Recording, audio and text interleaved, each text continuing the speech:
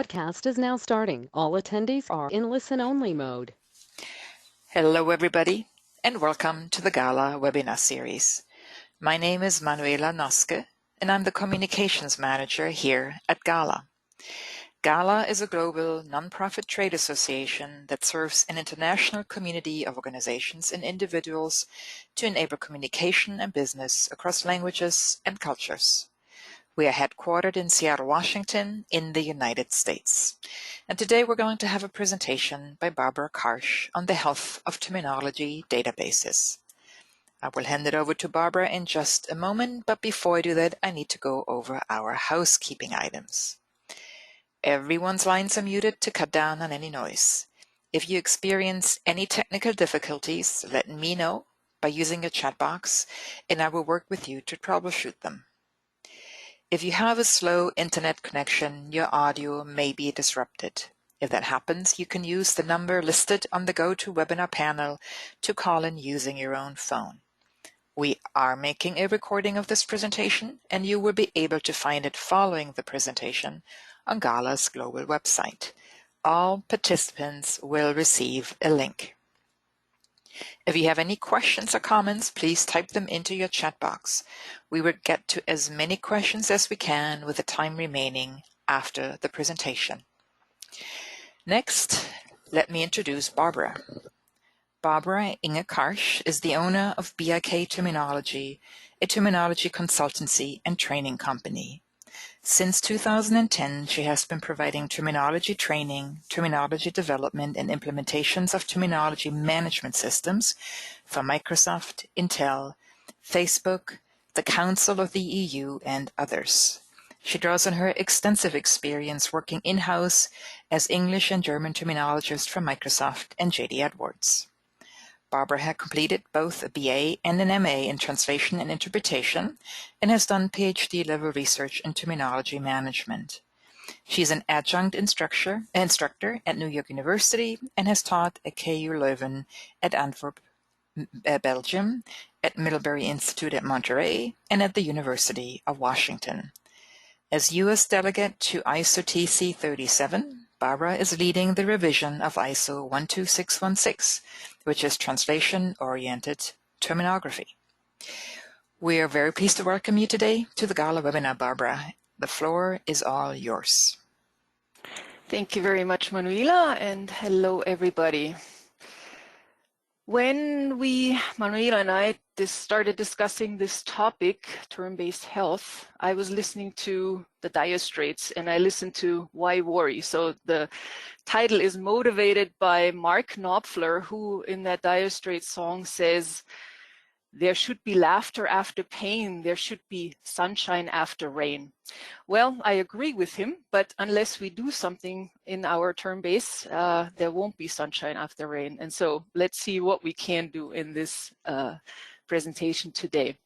First, I'll talk a little bit about why I'm looking at this topic, why I think it is interesting for us to think about it. Then I will go into the different environments and their complexities, because this presentation will by no means be a recipe, a 5-step process that fits everybody. And so we really have to take into account where you all sit, and I encourage you to look at think through the presentation from your own perspective, from your environment. We'll look at why should we measure, and there we'll go a little bit into what the users need, what our management might need, and what terminologists can do to improve the environment. We will look into what we can measure, what we might want to measure, what we should measure, and also very briefly when to measure. And then as a summary, we'll see whether there'll be sunshine after rain. So why this topic? Well, I'm about to go to the ISO meetings, and generally I meet my colleagues from around the world there. And quite often those of us who are instructors at universities sit together and realize how much work grading of terminology projects is. It, of course, measures the quality of terminology entries. And also, of course, there is no guidance for instructors. So we all have to come up with our own measures with our own standards in a way. But of course, what we do influences what graduates bring to the market. So even to you who are out there using those graduates, this is of interest. But then I've also been thinking for several years now that the big databases that are out there in the industry that exist, that we are using as resources, or some of us are in charge of, they're aging. When you start a new project, initially you have a particular health state and you are pretty aware of it. But as databases are aging, this topic of the health, the usability really becomes an issue. If you have a super high quality process, if all your steps are in place, then maybe the health is pretty good anyway, and you are very confident. Or you know that sometimes, some time ago, your process lapsed and you had maybe new people that you needed to introduce to the process and you weren't quite sure how well they are acquainted with terminology issues. So maybe, you know, your health is the health of your database is not where you would like it to be, or you don't know. And as databases are aging, are growing, usability might become an issue. So from an industry perspective, it is a topic that I think will not go away and that we should look at and keep in mind and develop further. What I did here today is I,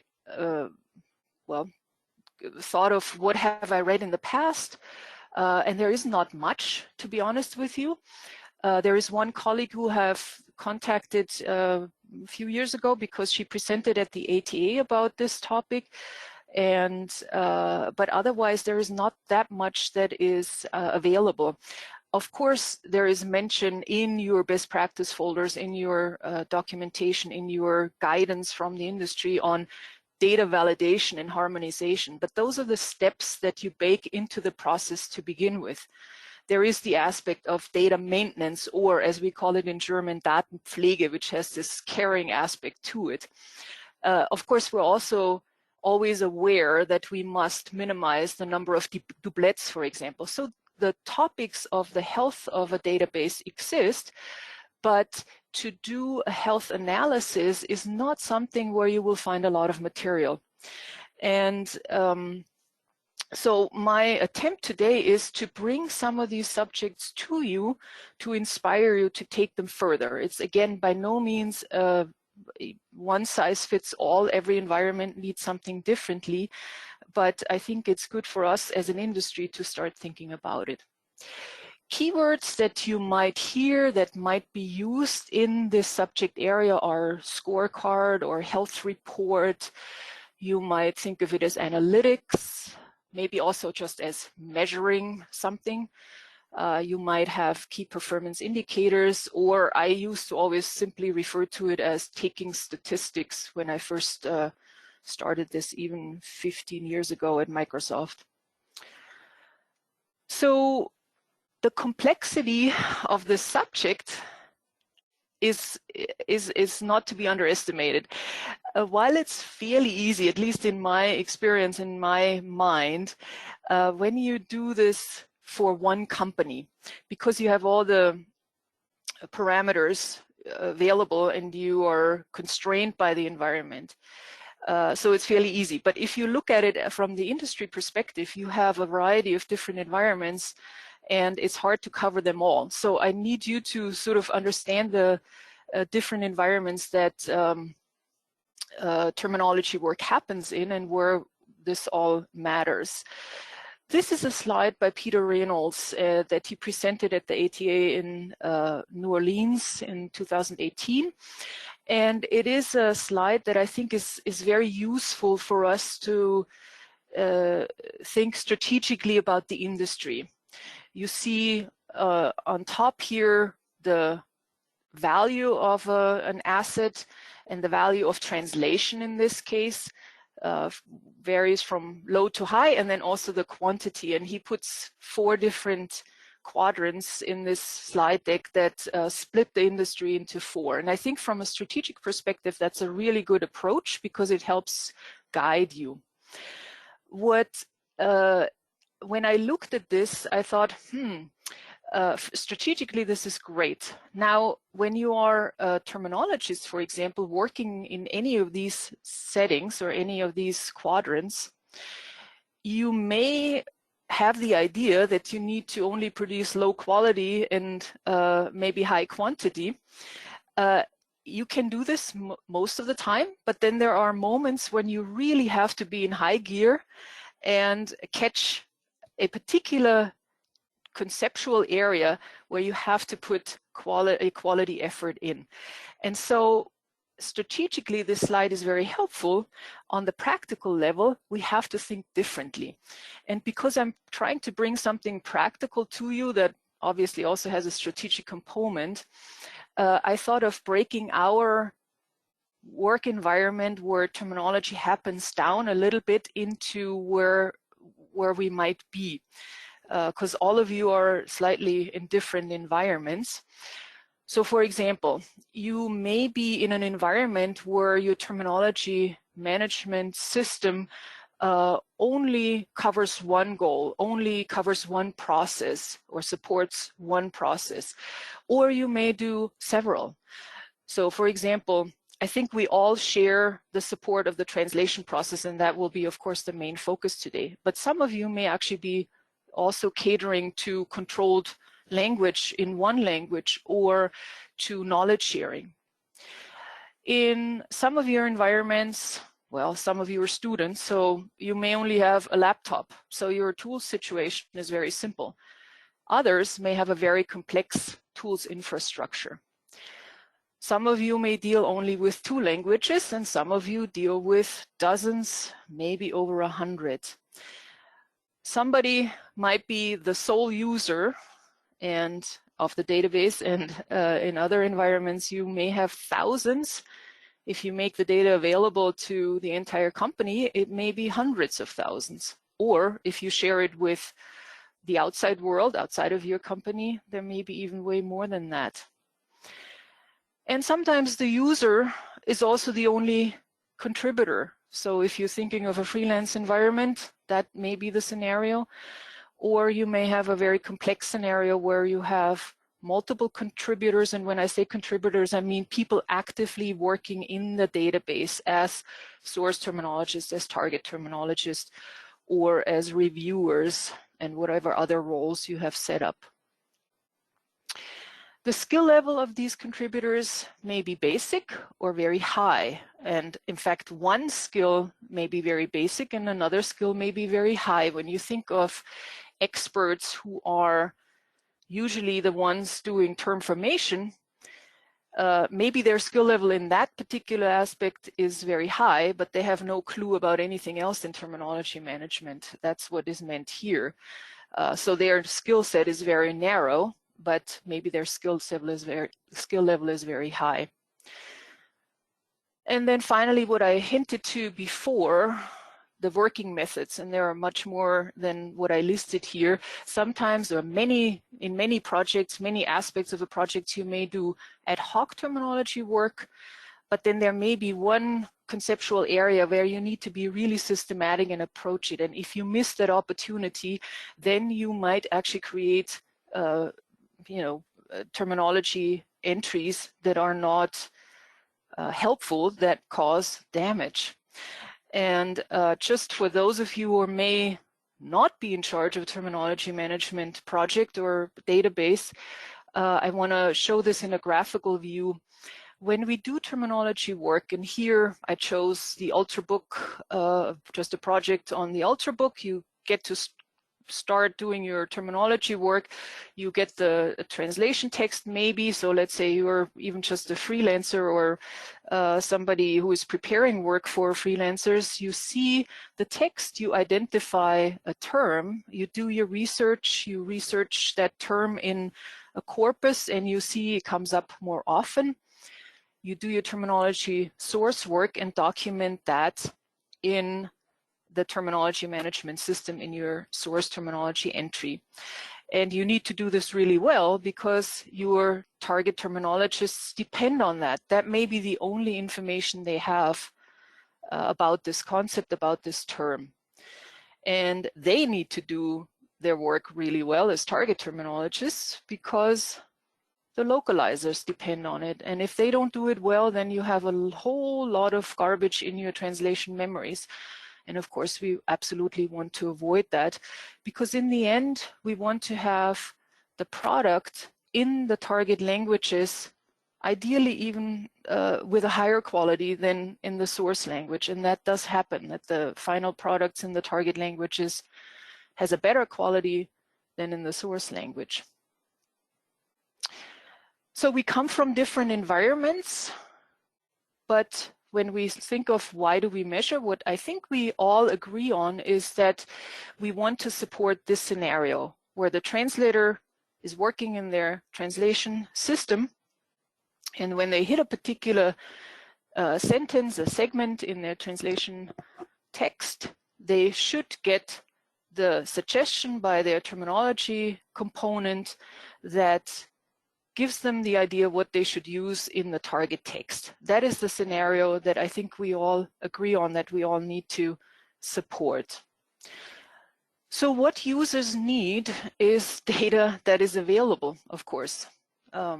If we cover different subject areas than they need, then we've really failed as terminologists. If we don't cover the concepts that show up in their texts, then, well, it doesn't do them any good. And in the past anyway, people looked at sometimes at terminologists like they do the work because it's fun. No, we do it because we want to support the users. Of course, availability also depends a little bit on, do we have project managers who know how to filter out the terminology and make it available to the translators? And in the highly complex environments, filtering is actually a pretty important and critical, and also not such an easy task sometimes.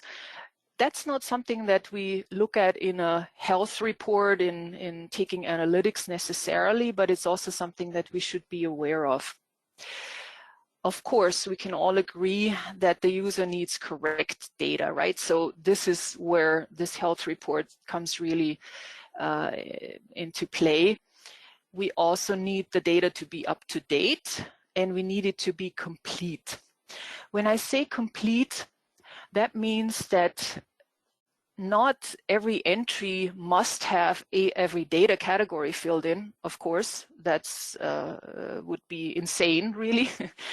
But I'll give you the scenario where we take a loan word into German, for example. English loan word in German happens a lot in the IT industry. And then we have options for gender. Should we use the feminine article or the masculine article, or is this neuter? And if we have a team of translators, they should all be using the same article, of course.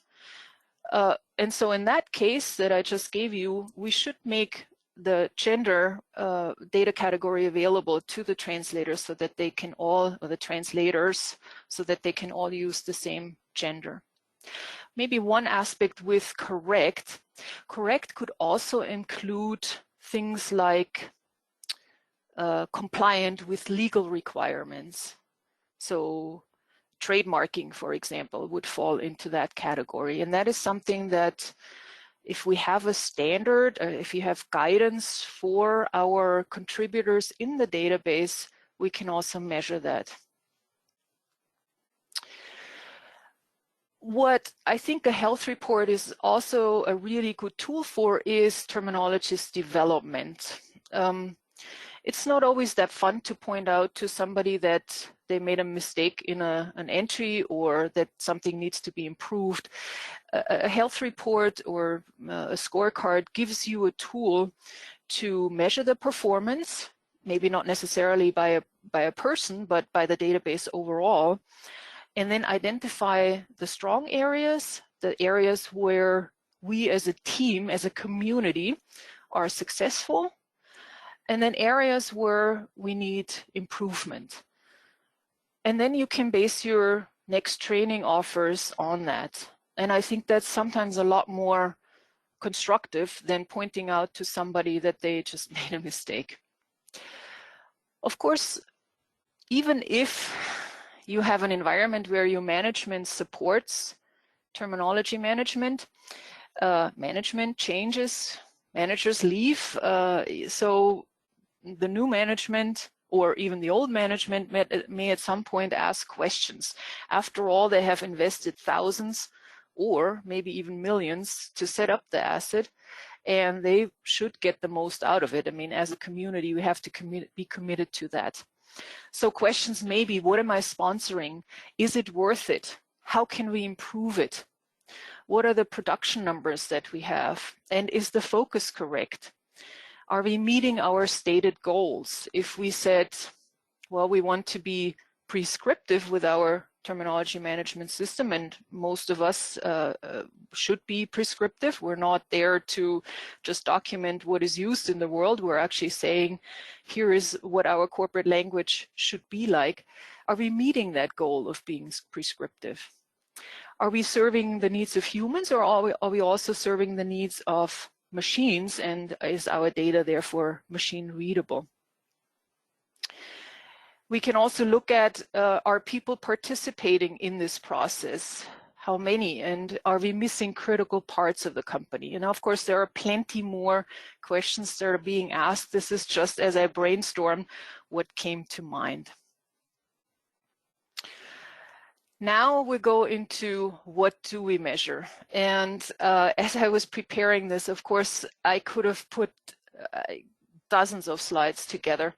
So initially I thought, all right, let me see whether I can categorize the different aspects that can be measured, that we may want to measure, but really not, again, to be comprehensive, much more to give you ideas. You know your database is much better, and so you kind of know where your tricky areas are, where there might be areas, or you have at least hunches, where your database is not as good as it should be.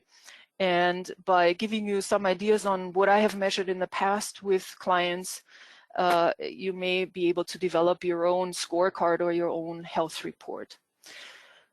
You can, on the one hand side, we can break it down by how we measure it. So is it machine measurable? Can we have a machine calculate something for us?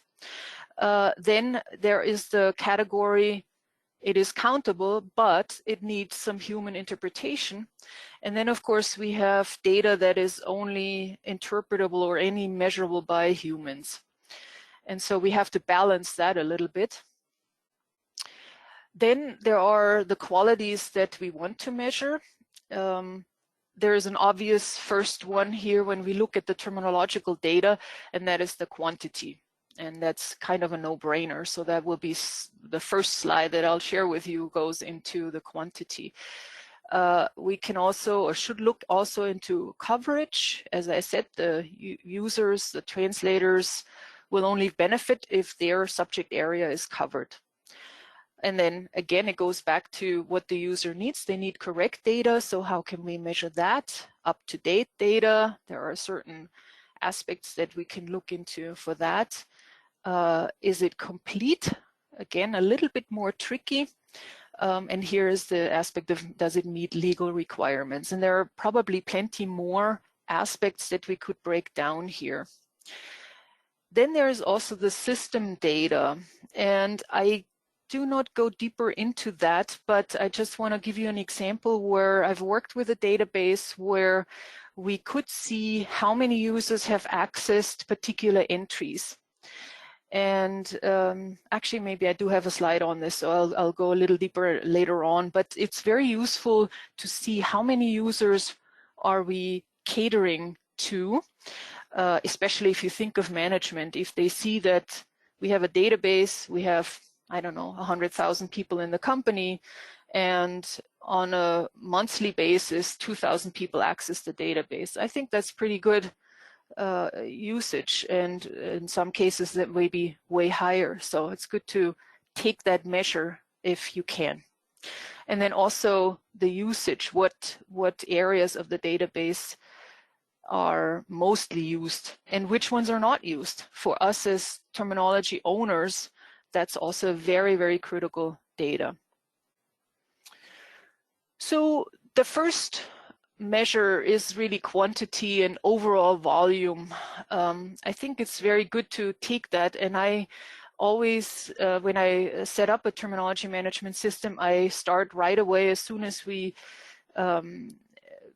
get the project going. I take the first measure and measure where do we start out with, what's the starting asset, so that we can, over the months and years, show the growth of the database. It's easy to measure, it's easy to understand for management. And you can measure here the concepts, and you can also measure the number of designations in all languages. What I think is also helpful is show the progress, because if we have, I don't know, let's go with this database, 25,000 entries, but they're all suggestions, or 80% of them are suggestions, then we're still not at a point where we are very confident about the quality of our asset here. If, on the other hand, 90% are released entries and only 10% are in the suggestion and work in progress state or workflow state, then that's pretty good. So that may be also something that you might want to track, and it's very easy to do.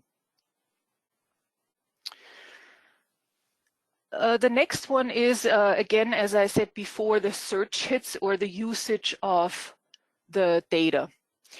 You could possibly, and by the way, not every system allows you to do that, but especially the proprietary systems sometimes have that aspect. And when your database allows you to measure it, I think it's a very, very powerful measure.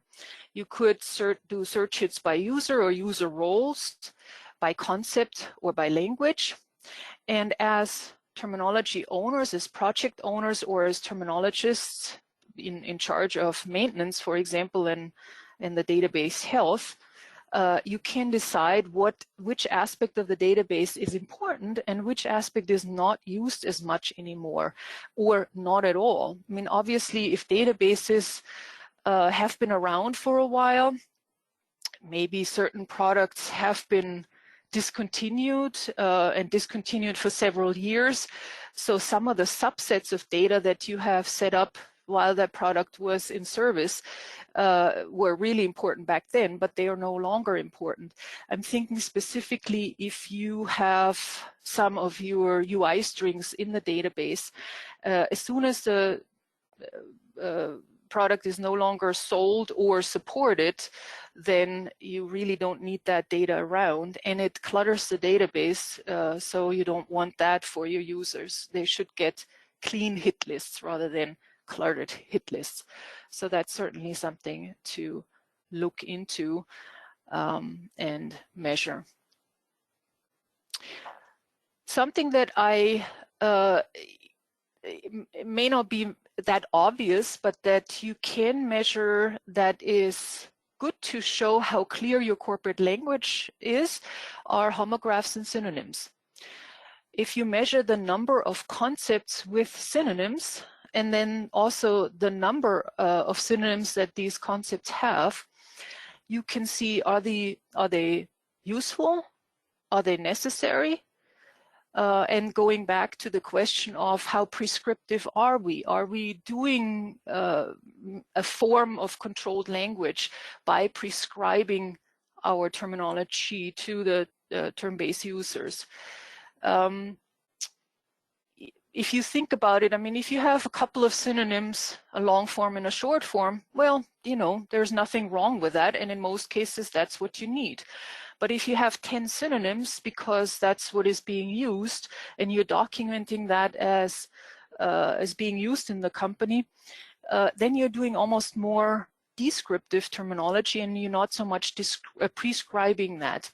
If your goal is to prescribe, then you should look at these aspects and say, okay, I'll fix this for this one particular concept where I have 10 synonyms, but you should also translate that into a strategy and say, right, going forward, we need to be more prescriptive from the get-go, and that's not necessarily something that only is reflected in the database. That should be really communicated on a broader level. When we think of homographs, of course, the more homographs we have, the more ambiguity we have in our corporate language. And just to be clear, the homograph is when you have multiple conceptual entries for the same term in your database. Well, there are two questions that we need to ask, or one question that we need to ask and two answers. Are these conceptual entries really warranted? If so, because they really define, or they really are for a separate concepts, then I would take this back to the teams that are naming the new concepts and say, hey, we have 15 different concepts in this company that are all called client. We're not doing necessarily our users, our end clients a favor by having so many concepts named the same. And you can use it as an example on how to do term formation a little bit better and achieve more clarity in corporate language. If, on the other hand, these conceptual entries are not warranted, then you're looking at what we call doublets, which are duplicate entries in the database. And of course, that's our next topic, as doublets in the database are offsetting your return on investment very quickly. So you can, how do I identify doublets? You can look at the homographs, as it just said on the previous slide, and then manually compare definitions. And it's actually a process that, yeah, it's labor intense, but if you've done it a few times, you become pretty good in identifying it. I've also worked with systems where linguistic engineers developed automated comparisons of definitions, where they compared the semantic components of the definition or the superordinate and the characteristics that the terminologist set up. And then you can say, yes, this one is probably a duplicate or doublet, and can be consolidated with this other entry in the database. As we should really remove doublets. They're cluttering the database. They are taking away from our return on investment. They're also a good opportunity to build more training for those of you who have definitions in the database, which is not a given necessarily, but still a good idea for many conceptual areas. So build training around it and then see that your ROI actually increases. Now we get into the area of our terminology foundation, and I have only 3 slides on this. The first one is the term autonomy, which means that we should not have multiple terms in the term field. And you can see here in this slide that, of course, I manufactured, so to speak, where you have key performance indicator and KPI in the English entry in the same field. Well, because we're supporting the translator in the scenario that I showed before, in the interface that I showed you before, if they, let's put it this way, if we are translating a German text and the text has Kennzahl, the German term here in this entry, in the segment, in the translation segment, then the translator would get a hit that has 2 equivalents in English, and they would have to choose which one they want, which they are fully capable of, but they would also have to delete the second one as they're copying that into their translation segment. And of course, we want to avoid that. How do we find these things? Well, I have in the past always looked for semicolons. That's a fairly frequent a separator, or maybe a pipe. So that's how you could count them and let that influence your scorecard. Or if you're not doing a scorecard, but just looking for problems in the database, that's how you could find them. Here's what it really should look like. You should have 2 separate or that terms should be in 2 different term fields, of course, along with their terminological data. Then we also have the aspect of data elementarity, and there's lots wrong with this ancient entry from UN term, but I want to mostly point out the French term in quotes. Handicapé has not just a term in it, but also an indication that it is both a noun and an adjective. And again, it's easy for us to remember our scenario. If the translator gets a hit with that as the suggestion, then they have to go in and delete that extra information, and we really don't want to burden them with that.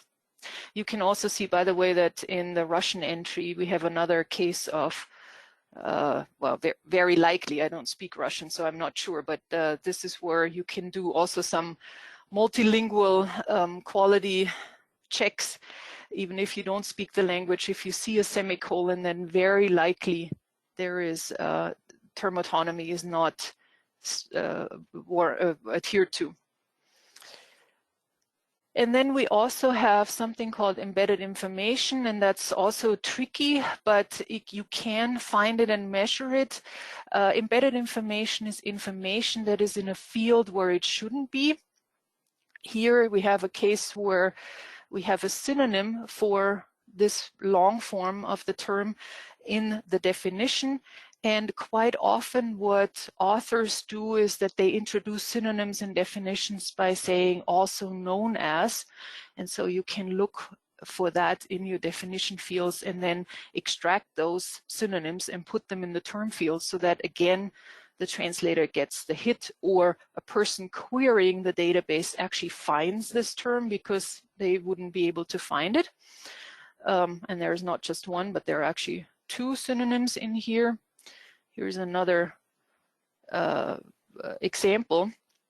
So also known as or also called are good keywords to search for in definitions when you want to eliminate embedded information, either from definition fields or from note fields where you have quite often synonyms listed rather than in their own term fields. Now a trickier area, how do we measure coverage? How do we make sure that we're covering the right subject area, the right concepts? You could, of course, do user polls. Today, that's very simple. We all have technology available that we could use for that.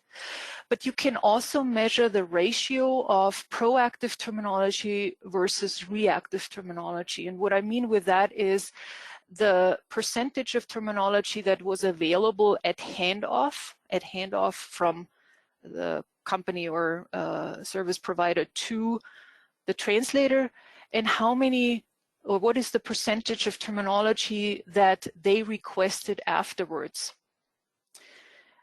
Is it good or bad? Well, I think when translators ask for terminology that they are not familiar with and they ask it well, then that's actually a positive measure because it shows that they are aware and that they're thinking while they're doing their work, rather than maybe blindly assuming that they already know.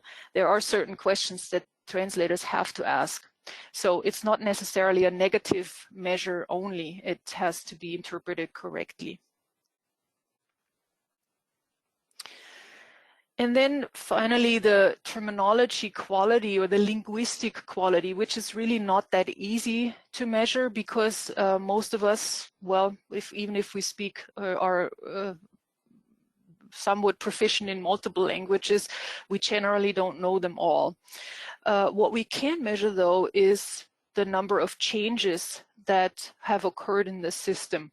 So what you could identify are concepts that have many changes in target terminology. Sometimes you can see specific concepts just trigger lots of changes. And that, in my opinion, well, there are actually more than one causes for this here. There could either be a poor naming process in the source or in the target language. There could be issues in the source entry that then led to that led the target terminologist astray, and therefore had them not identify the correct target terminology right away, but they had to go back later and fix it, maybe because the translators gave them feedback. Or sometimes you can also identify a process that is just not right. So if, for example, your marketing team says, oh no, this has to stay in the source language. And as a project manager, you may already go, oh, this just doesn't make sense. And why are we imposing this language on the target markets? Maybe you don't have the power to speak up against them and change their minds, but you can show later what the terminology did in the market and how it developed, and then provide that feedback. You can also, of course, look at particular languages and say, we have a really high number of changes in this particular language, and then say, maybe we do need a little bit more training here. And if you don't identify changes in particular ways, you could look for term status rejected or superseded, depending on how you label outdated or deprecated terminology. Okay, those were just some suggestions, and there are plenty more specifics that we could go into, and that may be needed in your environment, that may make sense in your environment that I didn't mention. Those were just some examples that may make sense for a lot of us, but again, not all of them would make sense in every environment. When do we measure? Well, again, I said earlier that I always started as soon as we get started with a project, so that I have the history, so that we can show growth to management, to the sponsor who is potentially providing a lot of money. We can prove the value of the team and the work, and we can show the ROI. But to me, as somebody who loves teaching and knowledge sharing, I think it's also a matter of improving the quality of your data, improving the skill set of the people contributing, and then ultimately improving the user experience. And with users, in our case, will mean the translators. But you should also think about, if we improve the whole supply chain up front and give the translator good data, then obviously we're also improving the user experience for our end clients. And that's ultimately what's driving these processes. So if you haven't done a health report, if you haven't taken analytics, the time might be right if your database has been around for a while. So if you've worked on it for a while, in the beginning, as I said, you generally have a good idea on what it is like, what your status, what your health status is like. It could be either really poor because you're collecting lots of data from all over the company, or I'm working on a project right now where there was one spreadsheet with 200, I can't remember how many concepts, but 200 English terms and in tip-top shape. So of course I don't need to take the health of that database as we're creating it from a very clean spreadsheet. But as it grows, and as maybe various contributors participated in the process and you weren't sure of the skill level that they had, maybe some are in-house and you're very sure, or some are through a supplier and you're not quite sure what the quality of or their skill level is, maybe it's a good idea to measure. Or simply, if you have come across more problems in the past, or you've gotten more feedback just recently. So that might be a good time to start. So now that we've labored through all those details, how do we get sunshine after rain? I thought, well, what summary do I do for you? And I thought maybe the steps to build a scorecard or to build a health report might be the best, so that you walk away with something that you could actually do. I always recommend that you would start with the goals that you support with your project, because they should be what is driving your data categories, your participants in the process, and so on. That they also drive what your users need. There's a difference between whether I'm supporting controlled language or whether I'm supporting the translation process. when you look at those two, and then you can translate into the measures that you want to take, but you also may want to weight the measures, maybe an extra little step that you can take if you're really coming up with a scorecard or a score of the health of your database that you want to measure in the long run. We definitely, at one client, put particular weights at particular measures to not overemphasize them or to emphasize other things more. You build your scorecard and you also set a particular cadence at which you want to take the measure, maybe every half year, once a year, depending on the size, depending on your time availability. Obviously, you want to set it up where it's as automated as possible, but there's always some time that goes into it. Then you measure and you look at your outcome and then take steps going forward. Again, maybe training, maybe sometimes replacing a resource could be an outcome too. Sometimes an outcome is, oh, we can delete this particular aspect of our database because nobody's looking at it anymore. So it's all in line with the goals that we need to support for the project. With that, we have time for some questions. Yes. Manuela. Yes, we do. And there's one very immediate question on the last part that you talked about, namely the scorecard, and that is, do you think that you could provide an example of a scorecard? Now, I don't know, you probably don't have one ready. No, and the reason is, again, that for every environment, I would build a slightly different scorecard. What you can do, though, based on this process, you can put yourself a matrix together with your goals, with the measures, maybe all the measures that you can take, all the measures that you want to take, then pick from that selection and then build it. So again, I'm walking you through the process. As I was preparing, I spent really a lot of time thinking through this, and I thought, yes, the matrix would be perfect to share, but I just ran out of time, and it is also something that is environment specific. Yes. However, obviously, I'd be happy to help on an individual basis. Yeah, and if you happen to know one that's actually been shared for a specific environment, I don't. I see. wish, Okay. obviously, again, it is something that deserves more attention from all of us in the industry, and hopefully there will be more published in the future, but I don't. Yeah, okay. No, thank you. Thanks for checking. I mean, it's also often proprietary information, so it's not surprising. Yes, definitely. Yeah.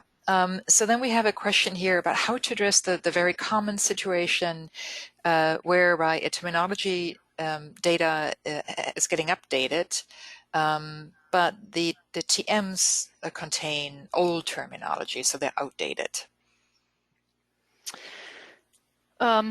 Well, yes, that goes a little bit beyond the terminology health. It is really a separate step.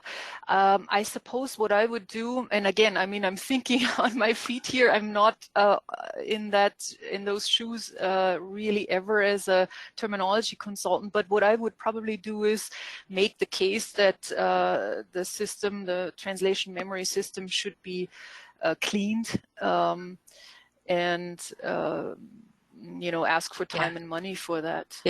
Also, it does describe a very real situation, though, right? That you may be spending a lot of time making sure your database is good, and then if the TMs, however, are outdated and not showing it, then it seems like a lot of effort for nothing. Well, I would say in most cases, the quality efforts that go into these aspects may be aligned. I focused very much on terminology health because that's my area of expertise in a way.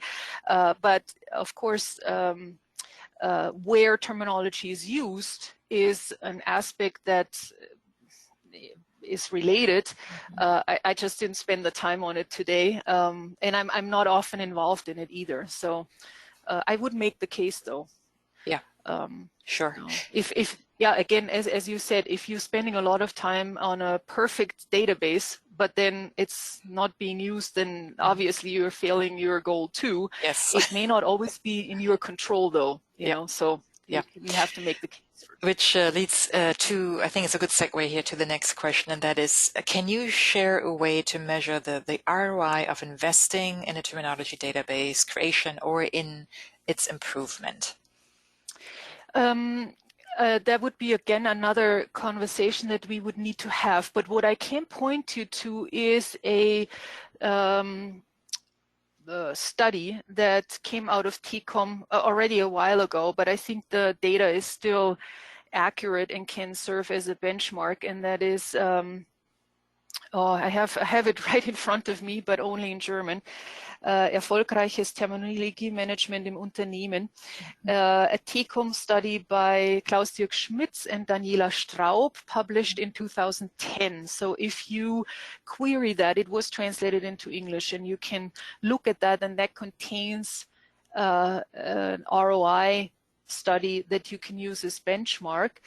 The same thing goes for the best practices folder by the German Terminology Association. Again, right now, unfortunately, that is only in German, but it too has a way to calculate the return on investment through a spreadsheet. Mm-hmm. So those would be two resources I can point you to. Yeah. If you wouldn't mind, if you could send me that reference, I could include it in my follow-up mail. I think audience might appreciate. Thank you so much for that. So here's a question that's, I think, more directly related to the health of databases. In relation with changes that may be needed to your terminology, would you consider that a database should include the date when the change was made to keep your terminology database healthy? Yes. Yes, definitely. Very, very simple answer.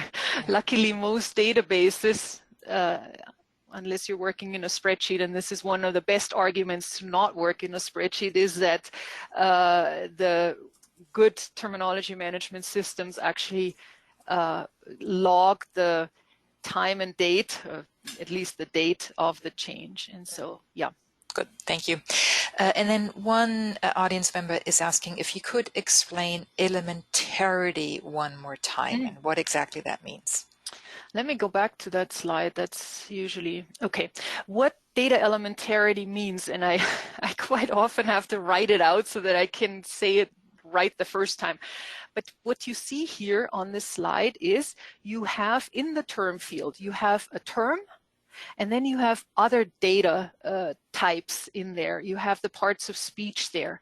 What data elementarity says is that only one type of data should be in the field for a data category. So in the term field, all we need to, that we should put in is one term. In the part of speech field, only part of speech should go in. In the definition field, only the definition go in. That's what data elementarity says. Thank you. That is about all the questions that we got so far. Unless there's anything else that you would like to add, let's call it quits. Yeah. No, I would love to have a conversation because it's really a good topic, but unfortunately in this kind of setting, that's hard to do. So thank you for the questions that were asked. And as an industry, I hope we push this forward. Oh, and I've almost forgot.